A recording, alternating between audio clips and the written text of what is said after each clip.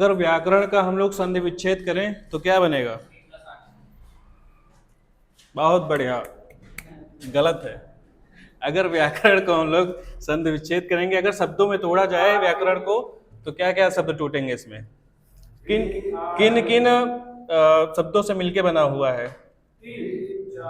देखो, इसको जब तोड़ेंगे तो किस में टूटेगा? एक वी में टूटेगा। उसके बाद आ क्या है? हाँ,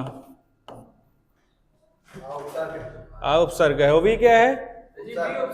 वी उपसर्ग और आ उपसर्ग दोनों उपसर्ग हैं, ठीक है। और कौन सी धातु इसमें लगी है?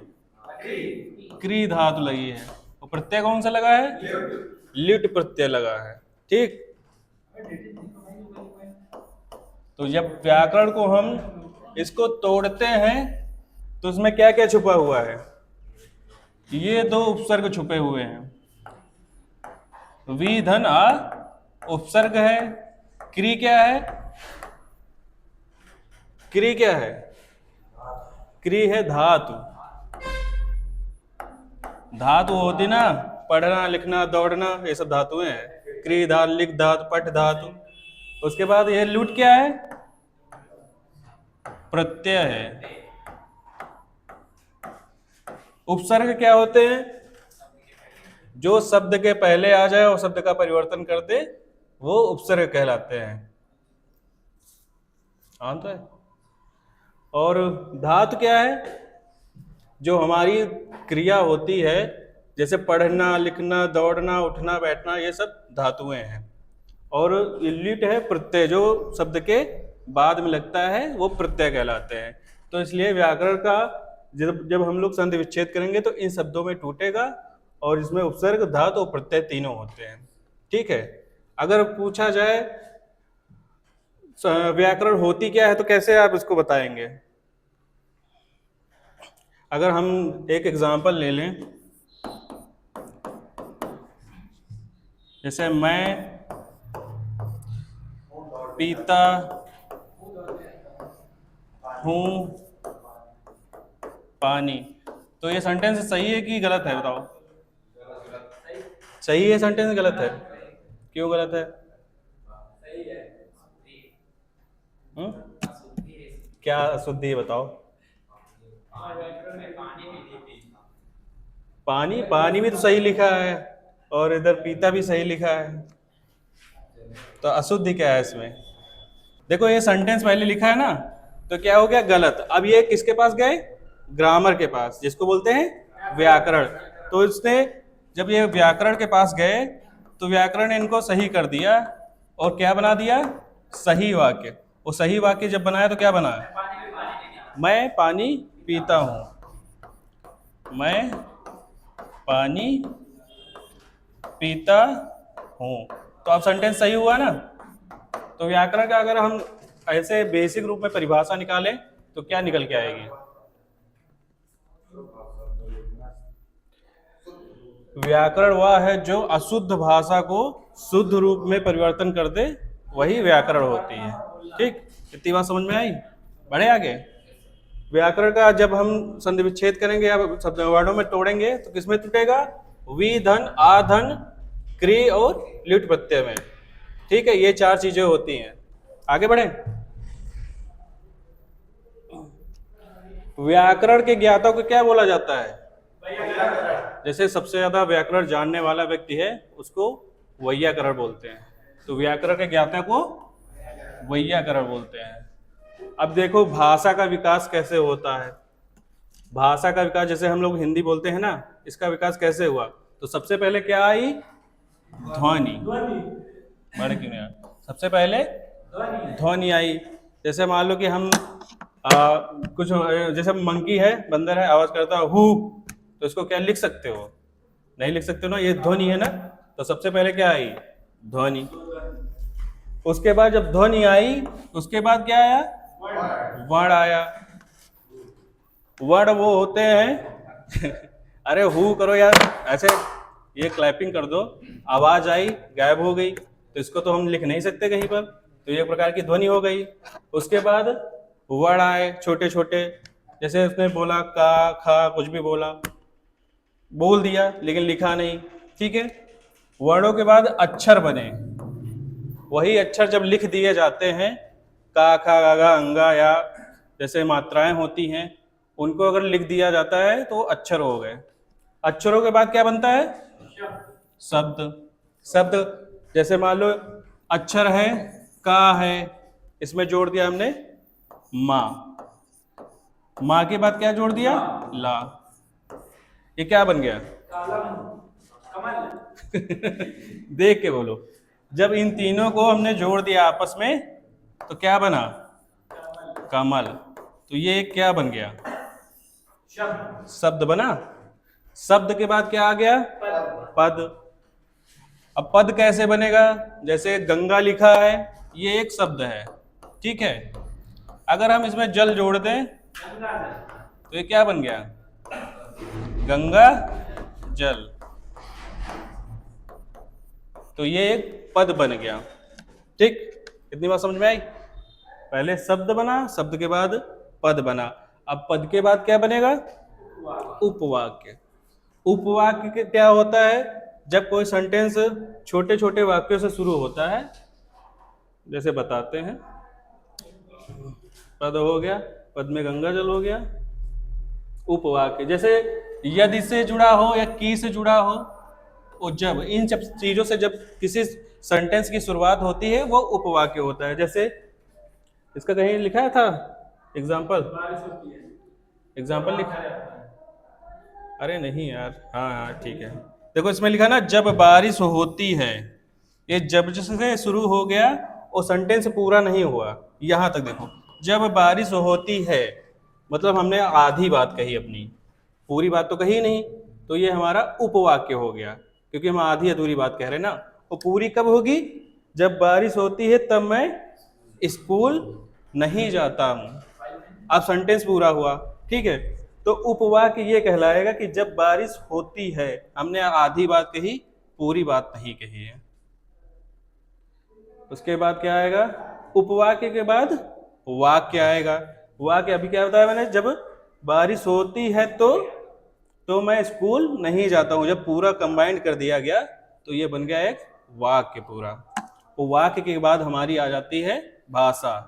मतलब अब सीधा हम सेंटेंस बना दिए, बोलने लगे, और बताओ तुम्हारा नाम क्या है, कहाँ के रहने वाले हो, ये सारी बातें। हिंदी भाषा का विकास यहाँ से शुरू हो जाता है। तो इतनी बात समझ में आई? कोई कंफ्यूजन हो तो बताओ। कुछ शब्द ना समझ में आया इसमें? इसमें समझ में आया ध्वनि क्या होती है, वर्ण क्या होते हैं? अभी बता दिया, इनके बारे में पूरा बाद में लिखाएंगे। अरे बताएंगे भैया, थोड़ा गम खाओ, बताएंगे, सारी बात बताएंगे। अभी भाषा की सबसे छोटी इकाई वर्ड होती है। हाँ वर्ड। वो अगर मौखिक इकाई पूछा जाए ध्वनि होती है, और अगर सार्थक इकाई पूछा जाए शब्द, सबसे बड़ी इकाई पूछा जाए भूल गए, अभी पढ़ाएंगे आगे। देखो इसमें क्या है, ध्वनि अभी पढ़ाया मैंने। किसी वस्तु या व्यक्ति से उत्पन्न आवाज को वाणी या ध्वनि कहा जाता है, ठीक। इधर देखो, उधर बंद है क्या? क्या हुआ? कौन है? और जब वही ध्वनि जब लिखित रूप में हो जाती है तो उसको वर्ण कहा जाता है। यह भाषा की सबसे छोटी इकाई होती है। अभी बताया आपने, पूछा ना, भाषा की सबसे छोटी इकाई वर्ण होती है। अब अक्षर की बात करें, अक्षर ये होते हैं जैसे का है, गा है, माँ है, ये अक्षर हो गए। अब अक्षर में दो प्रकार के अक्षर होते हैं, एक बद्धा अक्षर होता है, एक मुक्ता अक्षर होता है। बद्धा अक्षर क्या होता है? जिसमें हलंत लगा हो, ये काट दो, जिसमें हलंत लगा हुआ हो वो बद्धा अक्षर, मतलब बंधा हुआ है, पूरा कंप्लीट नहीं है, इसलिए उसको बद्धा अक्षर बोलते हैं। मुक्ता अक्षर क्या होता है? जैसे पूरा हो, ये रा है, पूरा है, ठीक है, जैसे का है, पूरा है, तो ये हो गया मुक्ता अक्षर, मतलब एकदम मुक्त है, कैसे भी बोल सकते हैं उसको। का, खा, गा, गा, अंगा, ये मुक्त अक्षर है, ठीक है। समझ में आया? आगे बढ़े। शब्द बता दिया है। शब्द क्या होते हैं? जब अक्षरों को, वर्णों को जोड़ लिया जाता है और एक शब्द बनता है तो वो शब्द होते हैं। पद क्या होते हैं? जब पद में जब दो शब्द मिल जाते हैं तो एक पद का निर्माण करते हैं। जैसे गंगा के साथ अगर जल मिल गया तो गंगा जल बन गया। ये देखो उपवाक की पहचानने की ट्रिक बता दी है। उपवाक कैसे पहचानेंगे? जब शब्द की शुरुआत की, यदि, जब, क्योंकि, ताकि, जिससे, इन शब्दों से शुरू हो तो ये उपवाक्य होता है। ठीक है। वाक्य क्या होते हैं? पदों के मेल से वाक्य बनते हैं। जब बहुत सारे पद मिल जाते हैं छोटे छोटे, जैसे बताओ, जैसे लिखा ना, गंगा के जुड़ा में नहाने जाना है, लिखा ऐसे मान लो, तो ये सारे पद मिल गए तो एक सेंटेंस बन गया, तो ये बन गया वाक्य। जैसे राम घर जाता है, ये एक क्या है? पद है, और दूसरा घर पद है, और जाता पद है। जब ये तीनों चारों मिल जाएंगे तो एक वाक्य बन जाएगा। तो इतनी बेसिक जानकारी समझ में आई? कोई दिक्कत, कोई कंफ्यूजन? अब बढ़ते हैं। अब वर्णमाला में देखो, वर्णमाला किसे कहते हैं? जब मतलब कि जो हमारे छोटे छोटे अक्षर होते हैं उनको जब क्रमबद्ध तरीके से हम लिख देते हैं, या अक्षर वर्ण जो भी हैं उनको क्रमबद्ध तरीके से लिखा जाता है, उनका एक समूह बन जाता है, तो वो वर्णमाला कहलाता है। ठीक है। ये डेट बहुत बार पूछी गई हैं, इनको याद कर लेना। हिंदी दिवस कब मनाया जाता है? 10 सितंबर। अरे हम हिंदी दिवस पूछ रहे हैं, विश्व का है बता रहे हो। लिखा है तो बाद में ना, वो विश्व हिंदी दिवस इंटरनेशनल वाला वो 10 जनवरी को मनाया जाता है। अंतर्राष्ट्रीय मातृ दिवस, मातृभाषा दिवस 21 फरवरी को। और संविधान में इसको कब मान्यता मिली हिंदी को? 14 सितंबर 1949। आप बताओ, हिंदी को राष्ट्रभाषा कहा जाता है कि राज्यभाषा कहा जाता है? राजभाषा हिंदी है, भारत की कोई राष्ट्रभाषा नहीं है। कल 343 कुछ लिखा ना, 343 बोल तो रहे हैं। आगे पढ़े। वर्णों का अगर वर्गीकरण करें तो कितने वर्ण होते हैं? टोटल 52 वर्ण होते हैं, लिखा हुआ है। स्वर कितने हैं? अगर पूछ लिया जाए स्वरों की संख्या कितनी है? 11। कुल स्वर पूछे जाए कौन कौन जुड़ जाएगा? 2 अयोगवाह जुड़ जाएंगे। अयोगवाह होते हैं ना, अंग और आहा। इसको अनुस्वार बोला जाता है, और ये विसर्ग है। ये अनुस्वार है। व्यंजन कितने होते हैं? 33 टोटल होते हैं। अगर जोड़ेंगे तो 52 आएगा ही नहीं कभी। पूरे वर्णों की गिनती नहीं होती है। व्यंजन, स्पर्श व्यंजन कितने होते हैं? स्पर्श व्यंजन होते हैं 25। कैसे? का से जब पढ़ेंगे मां तक तो कितने हो जाएंगे? का से मां तक कितने हो जाएंगे? 25 व्यंजन हो जाएंगे। अंतस्थ व्यंजन कितने होते हैं? 4। कौन कौन से? या, र, ला, व। ऊष्म व्यंजन कितने होते हैं? 4 होते हैं। अच्छा, इसको पहचानेंगे कैसे कि ऊष्म है? अरे 7 तो आते ही हैं। और कोई खास ट्रिक बताओ कि हम लोग पहचान लें कि ये ऊष्म व्यंजन है। जैसे नाम से हम देख रहे हैं ना, ऊष्म, जब इनको बोलेंगे शा, खा, शा, ऐसे बोलते हैं ना, शा, शा, शा, तो गर्मी निकलती है मुंह से। बोल के देखो, गर्मी निकलती ना। हा बोलो, गर्म हवा निकलती है। तो यही एक पहचान है कि इन अक्षरों को जब बोलते हैं तो मुंह से गर्म हवा निकलती है। बोल के देखो एक बार, निकल रही ना गर्म हवा। और का, खा बोलो, गर्म निकलेगी? नहीं निकलेगी। इसीलिए इनका नाम ऊष्म व्यंजन रखा गया है, क्योंकि इनके बोलने पर ऊष्मा निकलती है। कौन से हैं? शाह है, शाह है, और ये वाला। अच्छा, इनका नाम पूछा जाए, ये कौन सा सा है? अरे वो तो है, इसका नाम है कुछ? हाँ, सलजम वाला, सीटी वाला, फिर कौन सा? सरौता वाला। और ये कोई को खटकोड़ वाला, यही है ना, यही सब पढ़े हो। ये वाला सा को हम क्या बोलेंगे? ये है तालब ईशा, तालब, इसका नाम याद कर लो। ये कौन सा सा है? ये मूर्धन्य सा है, मूर्धा से बोला जाता है। अभी बताएंगे ना जब क्या होते हैं शब्दों का वो। और ये कौन सा है? ये दंती सा है। शा बोल के देखो, शा, दांतों से बोल रहे हैं ना, इसको ताल ताल बोलोगे शा, मतलब ताल उसे हल्का सा बोलते हैं। और ये मूर्धा से बोला जाता है, शा शा, तो हल्का मूर्धा टच होती है ऊपर वाली, इसको मूर्धा बोला जाता है। जो हमारी बोलने की मुंह की ऊपर की छत होती है उसको मूर्धा बोला जाता है। तालु ये नीचे वाला है, ठीक। वो दांतों से जब बोलते हैं शा, निकला ना, सांप वाला बोलो सांप, सांप बोलते हैं ना, तो दांतों से निकलती है ना, इसलिए इसको दंती सा बोलते हैं। संयुक्त व्यंजन कितने हैं? कौन कौन से? छ है, त्र है, ज्ञ है और श्रा है। कौन सा? श्रमिक वाला, ऐसे ही लिखा जाता है ना, हम भूल गए यार। द्विगुण व्यंजन कितने हैं? द्वि। इनको द्विगुण व्यंजन या उच्छिष्ट व्यंजन बोला जाता है। ये दो हैं, कौन कौन से? एक तो ये डा है और ये दूसरा ढा है, यही तो है।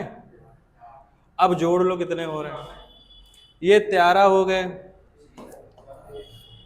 25 4 29, 29 4 33, 33 4 37 2 39 हुए।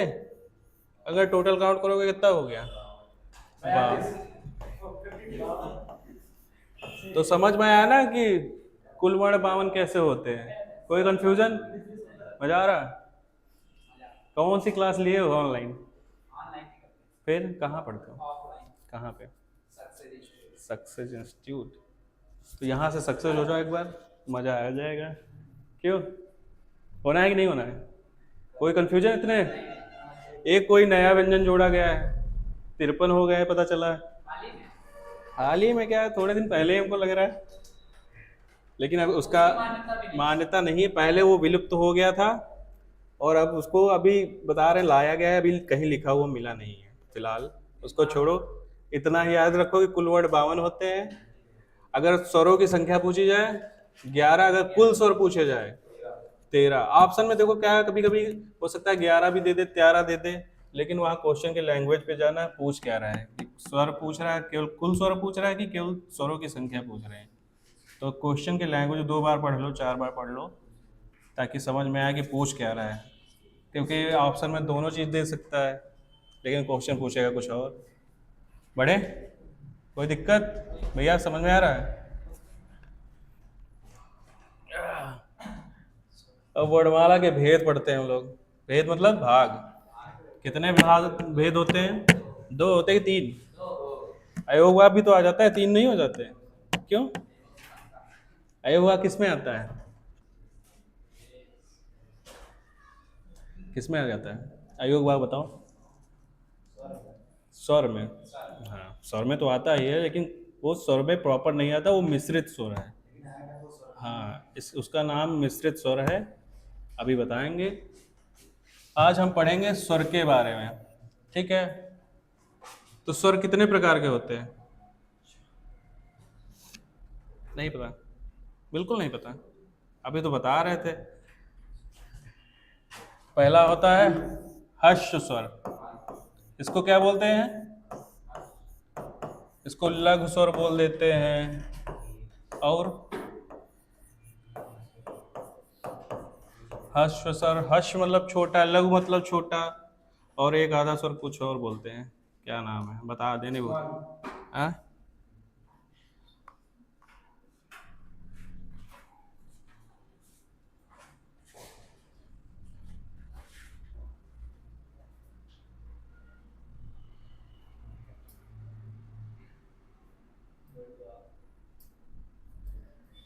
एक मात्रिक स्वर बोलते हैं, जिसमें एक मात्रा होती है, ठीक।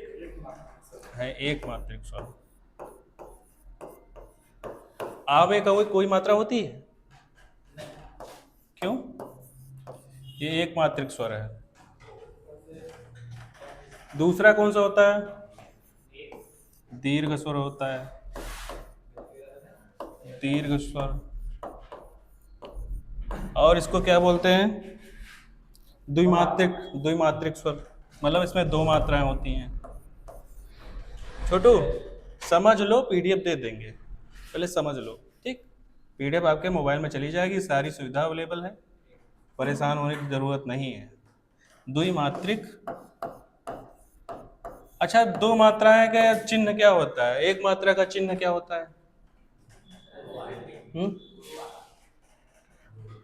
अगर एक मात्रा का चिन्ह ये होता है, एक मात्रा, दो मात्रा का ऐसे नहीं लिखते हैं, दो मात्रा, गुरु बोलते हैं, दो मात्रा चिन्ह हो गया। तीसरा कौन सा होता है? क्या? अरे ये बताओ, दीर्घ स्वर के बाद क्या आएगा? संयुक्त स्वर आएगा।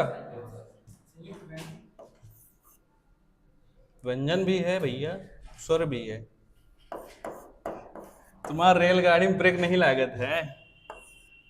संयुक्त स्वर, संयुक्त स्वर कितने होते हैं? क्या नाम है आपका? दीपांशु। संयुक्त स्वरों की संख्या कितनी है? 4। और स्वरों की संख्या कितनी है? वो भी तो 4 है। 4 है ना? कौन कौन से? आ है, ई है, ऊ है और री भी है। री इसमें आता है छोटे स्वरों में, लघु स्वर जिसको बोलते हैं, ठीक है। और कौन सा एक आता है? प्लुत स्वर।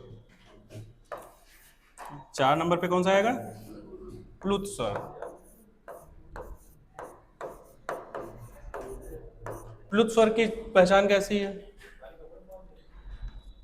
प्लुत स्वर जो मतलब कि क्या होता है, दीर्घ स्वर से ज्यादा समय लगे जिसको बोलने में, वही प्लुत स्वर होता है, ठीक? प्लुत स्वर हो गया। इसको ऐसे लिखा जाता है, मान लो जैसे ओम लिखा है, ओम लिखना है ना, इसमें ज्यादा मात्राएं आ जाएंगी, ओम आ गया ऐसे, तो ये मतलब दो मात्रा से ज्यादा मात्रा हो गई। देखो दो मात्रा तो है ही, लेकिन ज्यादा मात्रा हो गई। जैसे लिखा धड़ाम, धड़ाम शब्द है ना, धड़ाम, धड़ाम ऐसे लिखा है, मान लो। कभी कॉमिक्स पढ़े हो? कॉमिक्स पढ़े हो ना बचपन में? आप लोगों का हमको लग रहा है वो नहीं रहा, हम लोगों का पढ़े हैं, आप लोग नहीं पढ़े हो ना? कॉमिक्स पढ़े हो कभी? उसमें देखो कभी कभी बूम लिखा रहता है ना, उसमें वो लगा देते हैं क्या? अरे वो कुछ भी, जैसे वो उसमें लिखता है ना, बम फेंकते हैं तो इसमें एक चित्र बनाते हैं बूम, तो बूम ऐसे लिखते हैं उसमें, ऐसे करके बूम लिख देते हैं। मतलब इसका हो गया, प्लुत हो गया, मतलब दो मात्रा से अधिक मात्रा जब हो जाएगी तो वो प्लुत स्वर आ जाएगा। समझ में आया इतनी बात? आगे नेक्स्ट देखते हैं। इतने स्वर होते हैं। अब देखो क्या होता है, जिनका उच्चारण अबाध गति से होता है उसे स्वर कहते हैं। स्वर स्वतंत्र होते हैं, इनको किसी की जरूरत नहीं होती है, ना किसी व्यंजन की जरूरत होती है, ये अपने में पूर्ण होते हैं। और जो व्यंजन होते हैं वो अपूर्ण होते हैं, वो स्वरों की सहायता से बोले जाते हैं। हिंदी में स्वर कितने होते हैं? 11 स्वर होते हैं। देखो लिख दिया है, आ ई उ ऊ। आता है कि नहीं आता है? री ए ऐ ओ आओ। और हमारे अनुस्वार सॉरी अयोगवाह है जो दो है, एक अनुस्वार है और एक विसर्ग है। अगर पूछा जाए स्वरों के प्रकार, तो स्वरों के कितने प्रकार होते हैं? प्रकार इससे ज्यादा होते हैं, लेकिन मेन रखे गए यहाँ पे कि देखो क्या है ना, संरचना और बनावट के आधार पर स्वर 3 होते हैं, ठीक है। अगर पूछा जाए संरचना अथवा बनावट के आधार पर स्वरों की संख्या कितनी है? 3। उच्चारण अवधि अथवा श्वासावधि के आधार पर, मतलब कितनी देर में हमको श्वास लेनी है, उच्चारण कितनी देर में करना है, तो उनके आधार पर कितने स्वर होते हैं? 3 होते हैं। उच्चारण स्थान के आधार पर, मतलब स्वर जितने होते हैं उनका उच्चारण कहाँ कहाँ से लिया जाता है, ये कितने प्रकार के होते हैं? 6। ओष्ठ के आधार पर कि मतलब जब हम स्वर बोलते हैं तो हमारे ओष्ठ की क्या आकृति रहती है, खुला रहता है कि बंद रहता है कि नहीं बंद रहता है, ठीक है। तो उनके आधार पर 2 प्रकार के हैं। मुख के आकृति पर मतलब कि हमारे जब बोलते हैं स्वर तो एक मुख कैसा बनता है, उसके आधार पर 4 हैं। जिह्वा के आधार पर 3 है, और एक आ जाता है स्वरानुक्रम अथवा स्वर संयोग, इसको बाद में पढ़ाएंगे। पहले ये पढ़ लेते हैं संरचना अथवा बनावट के आधार पर। देखो अभी उसमें इसे नहीं पढ़ाए थे क्योंकि यहाँ पे पढ़ाना बाकी था।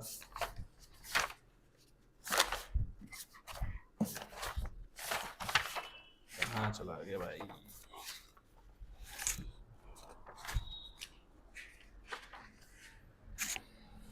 देखो आ गया ना, संरचना अथवा बनावट के आधार पर स्वर कितने बताए थे अभी? 3 बताए थे ना, 3 होते हैं।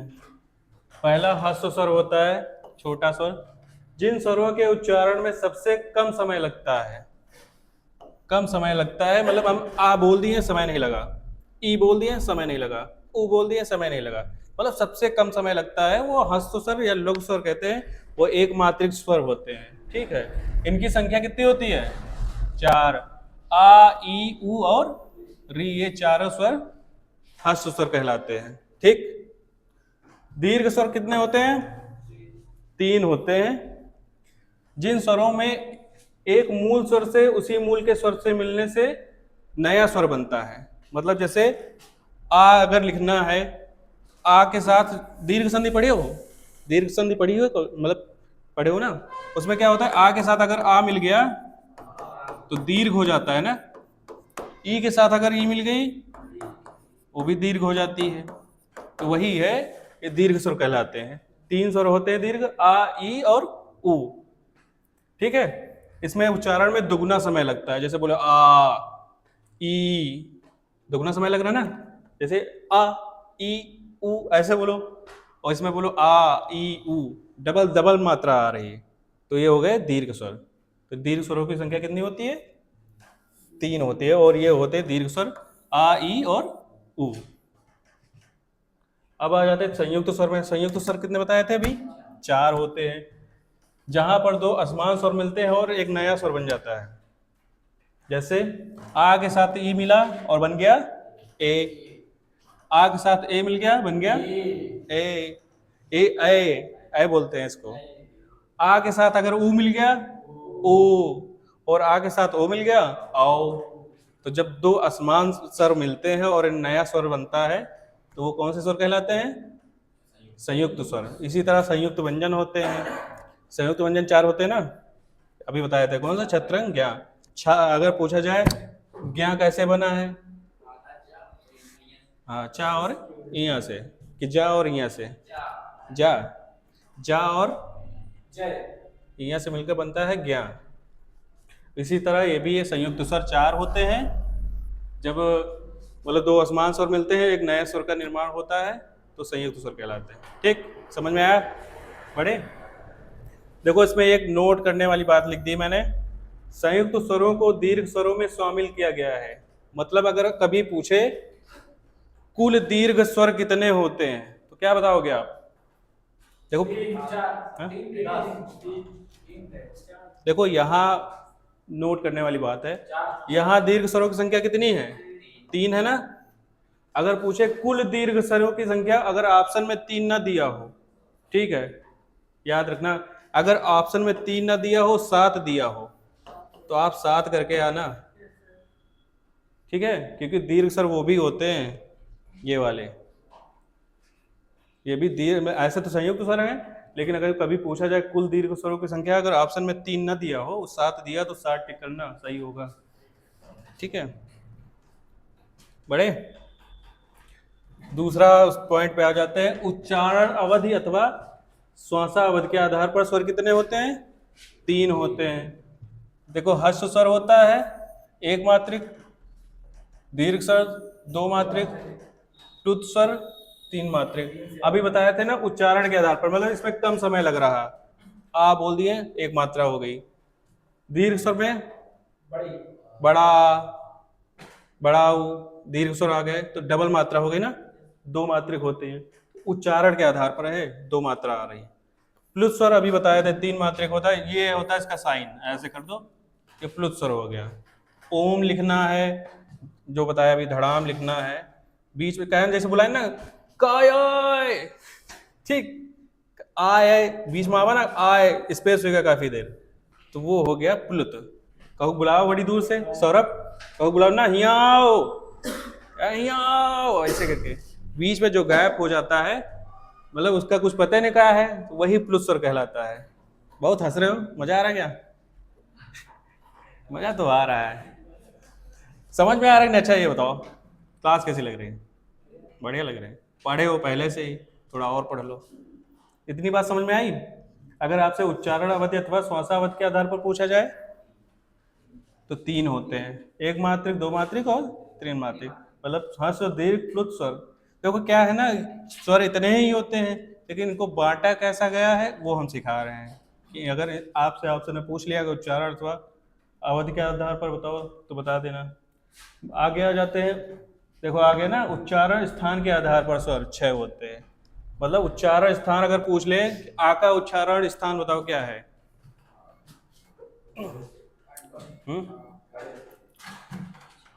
ये देखो, एक अगर संस्कृत कभी पढ़े होगे तो अकु विसर्जनीय कंठा सूत्र पढ़े होगे, मतलब जो कंठ से बोलता जाता है, आ है, का वर्ग है, हा है, ये सब कंठ से बोले जाते हैं। तो एक सूत्र, अगर संस्कृत पढ़ना चाहो तो पढ़ा देंगे, अगर संस्कृत से याद करना हो ये चीज, अगर हिंदी से याद करना तो ऐसे याद कर लो। देखो हमारे कंठ से क्या बोला जाता है? आ और बड़ा, ठीक है। ताले में ताल से ई, अगर देखो ई बोलोगे ना तो नीचे यहाँ ये वाला ताल होता है, नीचे वाला, ठीक है। ई तो हल्का जोर लग रहा है ना, बोल के देखो, ई तो जोर नीचे लग रहा है ना, तो ताल हो गया। ओष्ठ से बोलो ऊ, देखो ओठ क्या कर दी, ओठ से बोल रहे हो, ऊ ओठ से बोल रहे हैं ना। कंठ और ताल जब दोनों मिल जाते हैं तो उससे ए आए, मतलब कि कंठ से भी बोला जा रहा है और ताल से भी बोला जा रहा है, ए आए, हल्का जोर यहाँ भी लगेगा और हल्का जोर ताल में लगेगा, है ना? लग रहा है कि नहीं? बोल के देखो एक बार, सब लोग बोलो ए आए, तो हल्का यहाँ वाइब्रेशन होता है ना, देखो वाइब्रेशन होता है ना यहाँ पे कंठ में, और यहाँ ताल में भी हल्की आवाज आती है। कंठ और ओष्ठ, कंठोस्थ, अरे वो तो होता ही कंठ और कंठोस्थ, इससे बोला जाता है ओ आओ, बोल के देखो, ओ कंठ और ओष्ठ आओ, दोनों हुआ ना। तो कभी अगर आपको ना याद आए तो बोल के देख लेना एक बार, सुन रहे हो? कभी अगर आप ऐसे डिफाइन ना कर पाओ कि आ किसे बोला, एक बार मुंह से बोल के देख लेना। हाँ पेपर में बोल के देखना, कौन सी शर्म की बात है, हमको पेपर निकालना है। ओ आओ, ठीक है। मूर्धा से केवल री बोला जाता है, री, हल्का मूर्धा से, ठीक है। समझ में आया? कोई कंफ्यूजन बता देना, कोई चीज समझ में ना आए। पढ़े? ओष्ठाकृति, मतलब जब हम ओष्ठों से बोलते हैं तो उसके मतलब कोई वर्ड का उच्चारण करते हैं तो ओष्ठ की आकृति कैसी होती है, ये पूछ रहा है। ये दो प्रकार से बोला जाता है, एक वर्तुलाकार मतलब गोल, वर्त के आकार का, जब हमारा चेहरा मतलब मुंह हो जाता है तो गोल कहते हैं उसको। जैसे इनसे 4 शब्द बोले जाते हैं, उ ओ, मतलब गोल हो रहा ना चेहरा, मतलब मुंह अपना गोल हो रहा है, बोल के देखो, ओ ओ, उ ओ ओ, गोल हो रहा है ना, पूरा सर्कल टाइप में बन रहा है, तो ओष्ठ की आकृति गोल हो जाती है, तो वहां पर उ ओ आओ ये बोले जाते हैं। और आ वर्तुलाकार में क्या होता है, इनसे ये शब्द बोले जाते हैं, मतलब इसमें आकृति मुख की गोल नहीं होती है। बोल के देखो, आ ई, मुंह कभी गोल नहीं होगा इन शब्दों, इन अक्षरों में, है कि नहीं? समझ गए ना? तो दो प्रकार के होते हैं ओष्ठ की आकृति के अनुसार। 4 होते हैं कि जब सर्कल हमारा गोल बनता है मुंह का तो 4 शब्द बोल सकते हैं, उ ओ आओ, और जो नहीं बोल सकते हैं और ये शब्द हैं। आगे बढ़ते हैं। मुख मुख क्या लिखा है, मुखाकृत के आधार पर स्वर कितने होते हैं? 4। देखो ये वाले बहुत बार पूछे जाते हैं। संवृत पूछा जाता है, अर्ध संवृत, अर्ध विवृत और विवृत। संवृत मतलब मुख कम खुला रहता है संवृत में, जैसे बोलो ई ई उ, ठीक है, और री, ये 5 संवृत होते हैं, मतलब कम मुंह खुलता है। अर्ध संवृत में ए ओ थोड़ा सा खुलता है कि नहीं? आधा खुलता है ना, ए ओ। अर्ध विवृत में ऐ औ और आ, देखो पूरा बड़ा हो रहा है ना मुंह, पूरा मुंह खुल रहा है। ए औ और आ खुल रहा है ना, मुख का खुला होना, मुख खुलना। और विवृत मुख अधिक खुलना, बड़ा इसमें केवल आता है आ, विवृत इसको बोलते हैं। ठीक है, इनको पढ़ना है घर में एक बार जाके, कंफ्यूजन हो कल फिर पूछना आके, मजा ना आ रहा हो तो बताओ, सर बैठे हैं, कुछ एंटरटेनमेंट करवा देंगे। ठीक है, बढ़े। देखो याद रखने की ट्रिक कैसे याद रखोगे? अगर जब कब कम मुंह खुला हो तो क्या होता है? समृत होते हैं, ई ई उ री। अर्ध समृत में जब मुंह थोड़ा खुलता है, ए ओ आ ओपन होता है ना, बंद नहीं होता है। ऐ औ अर्ध विवृत होते हैं, मतलब थोड़ा सा मुख ज्यादा खुलता है, और इसमें सबसे ज्यादा खुलता है विवृत में। आ पूरा खुला रहता है, आ। घर में प्रैक्टिस करो, आ ऊ ए। रात में ना करना, मम्मी डांटेंगे तुमको भी। जीभ के आधार पर देखो कितने होते हैं, जिह्वा के आधार पर स्वर 3 होते हैं। देखो इसमें क्या, जिह्वा के आधार पर क्या होता है, आगे वाली जीभ से कौन से बोले जाते हैं, पीछे वाली जीभ से कौन से बोले जाते हैं, और मध्य से कौन से बोले जाते हैं। अभी तक इतना पढ़े थे डीपली? नहीं पढ़े थे? यहाँ पढ़ लो, ये कहीं का कॉपी नहीं है, मेरा बनाया हुआ है, इसलिए थोड़ी समस्या जरूर होगी, लेकिन एक बार समझ लोगे तो हमेशा के लिए फ्री रहोगे। देखो अग्रस्वर कितने होते हैं? 4 होते हैं, जो आगे से जीभ के आगे से बोले जाते हैं। ई ई ए आई आगे जीभ में देखो हल्का सा प्रेशर आएगा जीभ में, ई ई ए आई हल्का प्रेशर आ रहा है ना जीभ में। मध्य स्वर जीभ के मध्य आ, मतलब जीभ में बीच से प्रेशर आता है, आ। कभी फील करो आ, तो बीच में एकदम लगेगा वहां बीच में प्रेशर पड़ रहा है।